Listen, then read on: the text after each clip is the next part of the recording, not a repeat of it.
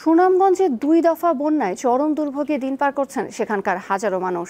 বানের জলে বসত ভিটা সহ সবকিছু হারিয়ে নিঃস্ব হয়ে পড়েছেন তারা।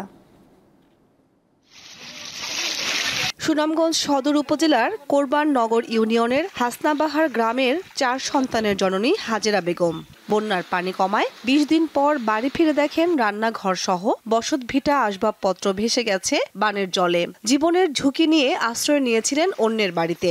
কোনো বাইদি বাড়ি গেছি পানি কমার পরে আইয়া দেখি টিন টুন জিনিস ওই 2-3টা ডেক বাসন এর বাদে টিন টুন চৌকি একখান আছিল বাঙ্গা সাঙ্গা এখান পর্যন্ত বারোইয়া লইয়া গেছে। পিঠাটারে আমার দাসায় দিলেছে এমন কুদরত নাই যে রাতে বাচ্চা কাচ্চারা লইয়া থাকুন। বন্যায় সবকিছু হারিয়ে নিঃস্ব জাহেরার মতো হাজারো পরিবার রয়েছে যাদের ঘরে খাবার নেই, জ্বলছে না চুলা। গৃহপালিত পশু নিয়ে একসাথে কোন রকম রাত্রি যাপন করছে বন্যায় ক্ষতিগ্রস্তরা। 3টা মেয়ে নিয়ে আমি কোন খাইলো বাকি এখন আপনারা কেউ থাকে না আমার একটু সাহায্য করেন।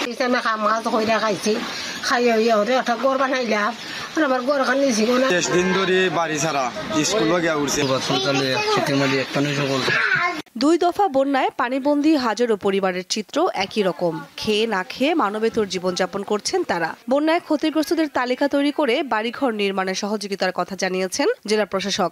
প্রত্যেকটি উপজেলায় এবং ক্ষতিগ্রস্ত এলাকায় কি পরিমাণ ক্ষয়ক্ষতি হয়েছে সেটা অ্যাসেসমেন্টের কাজ চলছিল। এর মধ্যে দ্বিতীয় দফা বন্যা চলে আসাতে আসলে অ্যাসেসমেন্টের কাজটি শেষ করা যায়নি।